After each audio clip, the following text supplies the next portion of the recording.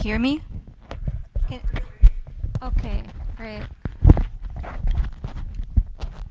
Okay, how about now? Can everyone hear? Okay, so, okay, good, good. Just let me, okay, never mind. So as we know, gradual typing combines static and dynamic type disciplines. So if we have a gradually typed program, a task that we may be interested in is to make our program more static or more typed. However, this can be difficult to do considering all the possibilities that we may have. And so we want to consider some fundamental questions that can help us build better tools for this task. So the questions we're going to be considering today are the following. First, given a program, can we make it more static, or is it already as static as possible? The second question is, are there finitely many ways to make our program static?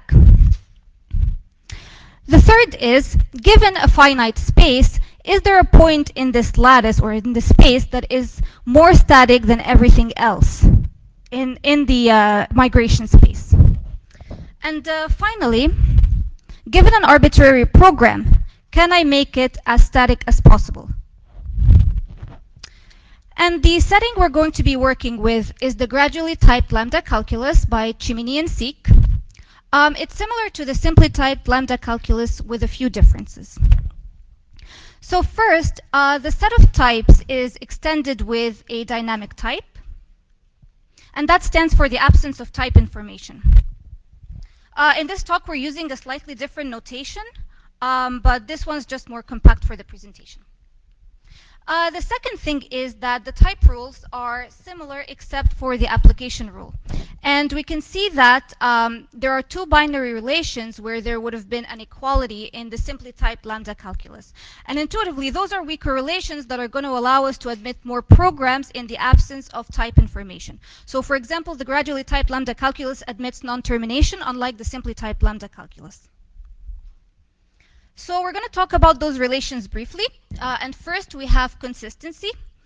Intuitively, it means that the types do not cause contradictions. So if I have an expression of type integer, I should not be able to use it as a Boolean, which is why integer and Boolean are inconsistent. On the other hand, if I have an expression of a dynamic type, so I don't know what type it is, I will be able to use it as any other type. And that's what rules 1 and 2 are saying.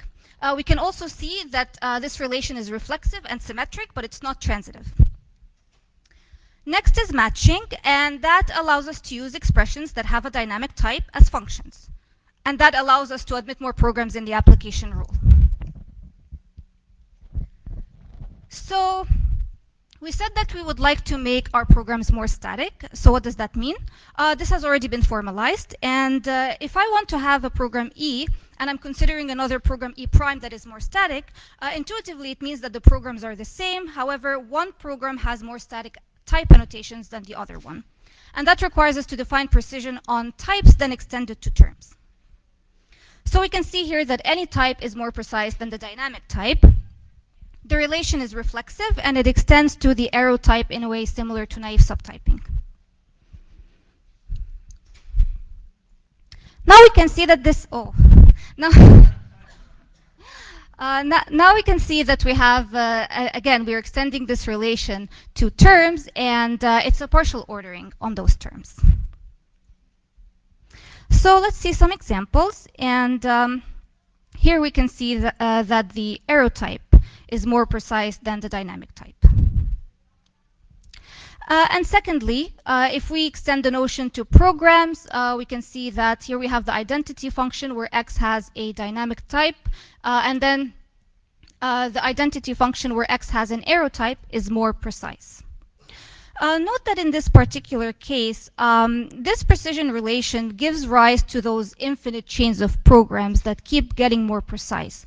So if I just keep adding more arrows here, we can see that we can improve the program infinitely. And we're going to see how that can affect the migration space later on. So next we want to talk about how we've defined the migration space and also talk about what we found on the questions we've talked about earlier.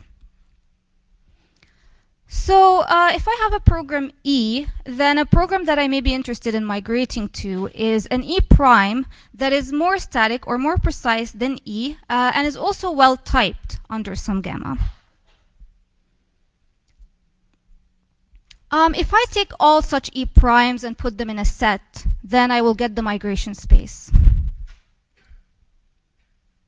So we said earlier that we may be interested in getting the most static program possible. So according to our definition, that program would be a maximal element on the partially ordered lattice that we have. So note that in this particular situation, we're not saying that this most static program is unique. So there may be multiple ones, and we can imagine if we're doing this to support better tools, that we can output several of those programs for the programmer to choose from. So we're going to look at a few examples, and we're going to see what the migration space can look like in the general case.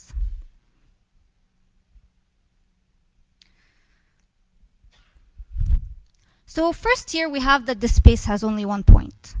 And that means that the program is already as static as possible. We can see that the reason is that first we're getting the successor of x, so x is being used as a number.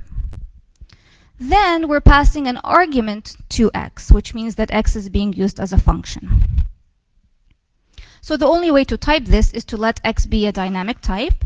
Anything more precise than that and the program will no longer type check. Another possibility is to have a finite space with only one maximal migration. And here we can see that we're first passing true to x, and that implies that x is a function. And then we're getting the successor of that, so the output type has to be an integer. But then we're passing that integer to x again, which means that the input type has to be dynamic. Therefore, the maximal migration is going to be dynamic arrow int, and there's only one such migration. And again, we have a finite space. Again, we may have multiple maximal migrations, as we said. And here we have that we're passing true to the function, which is letting x be a Boolean. And then we're getting the successor of this entire expression, which is causing y to be an integer. But because integer and Boolean are inconsistent, we're either going to type x or we are going to type y. Therefore, we have two maximal migrations and we have a finite space. Now we're going to move on to the infinite case. And here we can see the identity function. And one way to achieve a maximal migration is to just let x be an integer or a Boolean, or really any fully static type will be maximal. However, as we saw earlier, if we just put arrows everywhere, then we're not going to achieve a maximal migration. So we can imagine this lattice as becoming more precise as we go up those paths. And this particular path that's in the middle is not going to lead us to a maximal migration. And so if a programmer would like to find one of those, they should not be on that path because it's going nowhere. Unfortunately, there are situations where all paths are infinite. And in this particular case, we can see that we're passing x to itself. And that implies that basically the type of x is also the input type of x.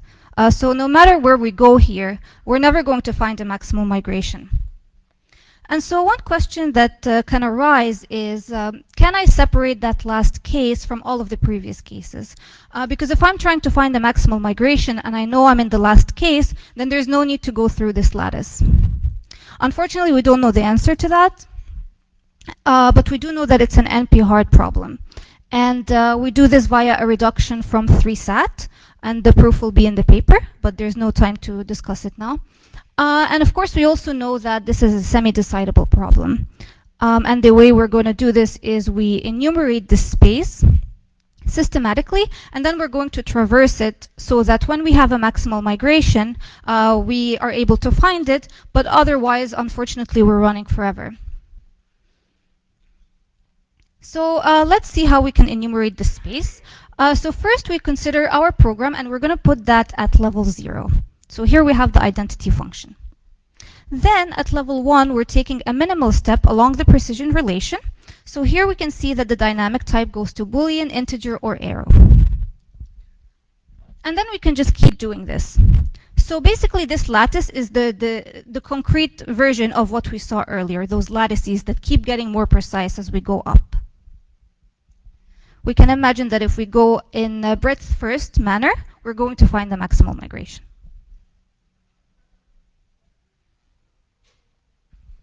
As a result of having this lattice, we can also see whether the space contains only a single point, or in other words, if my migration is already maximal. We're going to do this in polynomial time, and the way we can do this is we consider our program at level 0, and then we look at level 1. And if that's empty, then it means that the program is already maximal. And the reason for this is the static gradual guarantee. So if there's nothing at level 0, there will be nothing, or if there's nothing at level 1, there will be nothing above that. So we can just stop the search.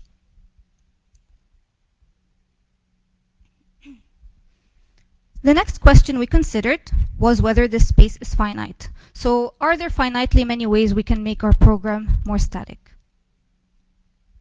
We're going to do this in exponential time. This is an upper bound. And we use constraints for this. So we consider a program, and we generate a set of constraints for it. And the idea will be that the set of solutions to our constraints is isomorphic to the set of migrations. So the task will be, after generating the constraints, is to find out how many solutions there are.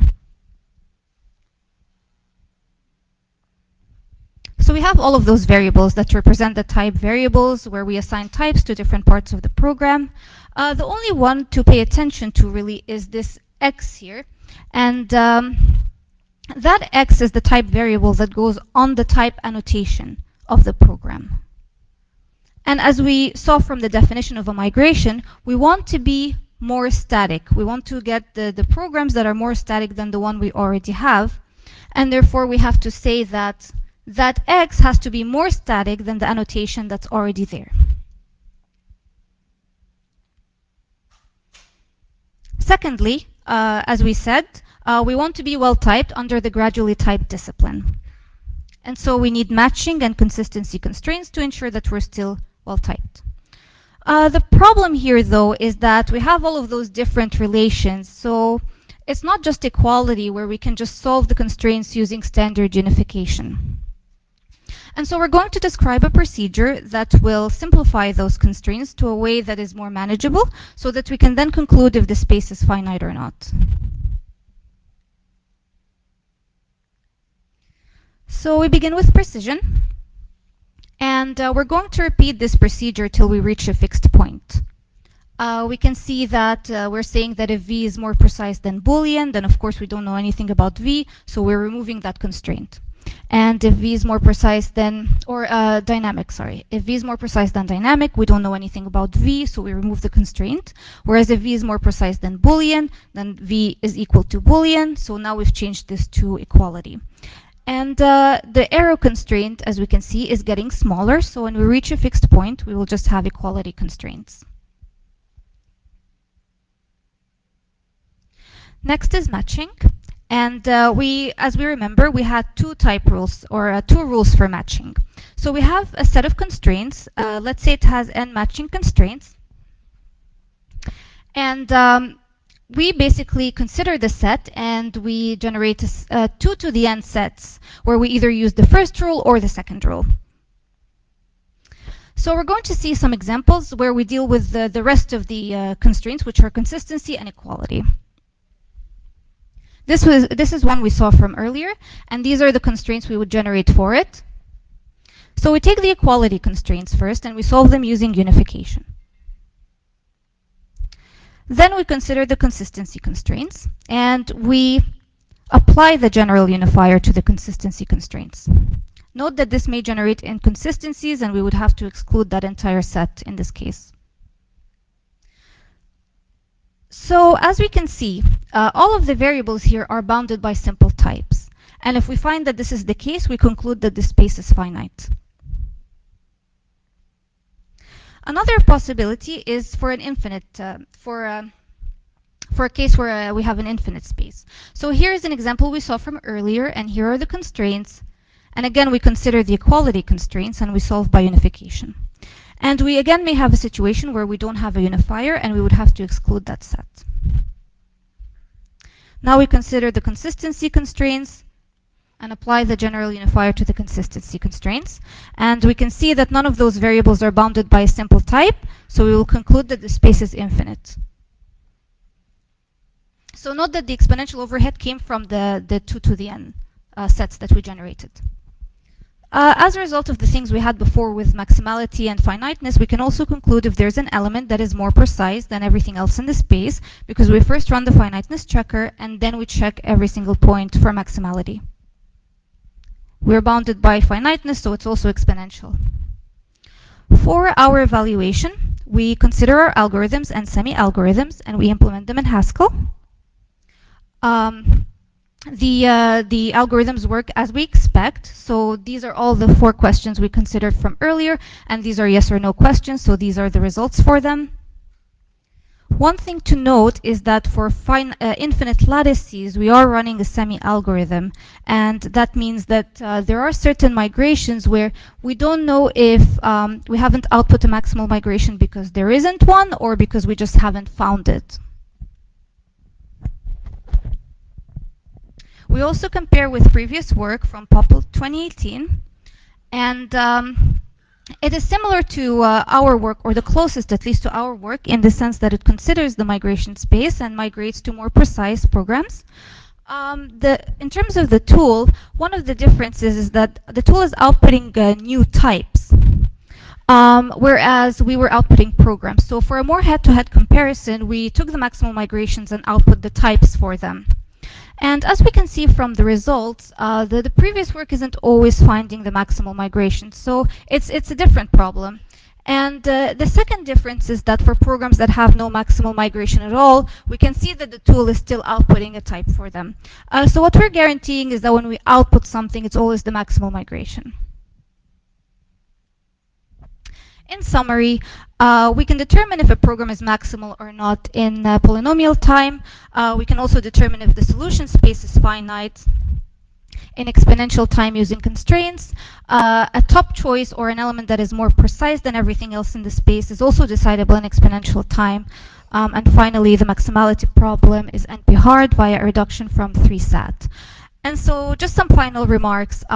We believe that studying the migration space is important for building better migration tools for gradually typed programs. And scalability is also important, so it may be useful to establish lower bounds and to figure out if the bounds we talked about are tight, because if not, then there may be better ways to implement this. Also, in terms of scalability, it may be useful to consider these problems for more advanced type systems like polymorphism or occurrence typing. And finally, the decidability of maximality problem is still open, and this is important because it tells us whether we can actually get the most static version possible of a gradually typed program. This is the extended version of the paper where we have all the proofs, and this is the artifact. Thank you.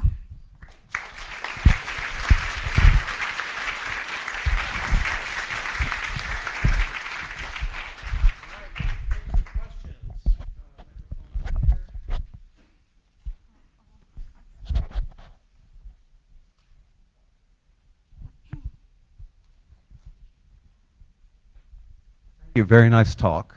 Thank you. A lot of what you were doing there, you were sort of trying to say, okay, can we find a maximal one? But often the maximal one would have some stars in it and has to have some stars in it because you had one constraint that made sure this thing had to be a bool and another constraint that made sure this thing had to be an int. So the only solution you can find is one with star. But intuitively, I look at that and I say, I don't want that program. That program's never going to run. So if you apply that intuition and have some way of throwing out programs that are never going to run, do you have any idea of how that affects what you're doing? Yeah, unfortunately, we've thought about that, and in order to figure out if the program is going to run or not, we would have to, it seems to me that we have to consider running the program actually. And I'm not sure how we would do this in static time. I mean, to figure out if the program is going to run or not, because some of those programs are not going to actually run because of the dynamic types. So if you always want to know if it could run, I think you're right. But the examples that you gave, right, there were lots of them where you could just look at it and statically say, that can't possibly run. So if you just threw out the static ones where you're sure it couldn't run. But how? But we're Would not sure that how help? we. Yeah. So, but we're not sure how we would do that actually. Okay. Yeah. Might be worth thinking about. Yeah, definitely. Any other questions? So thanks for the nice talk. So toward the end, you mentioned some more sophisticated type systems. One that I was curious about that I don't think you mentioned was if you added just like records and subtyping into the gradual system. Do you have any thoughts on what might happen in that context rather than going straight to occurrence typing or polymorphism? So maybe, yeah, because with polymorphism, you're adding those type variables and it may affect the migration space. So we're, hopefully it can be a bit more straightforward and the results can hold in a straightforward way, but this is still future work and we will be trying different type systems for this problem.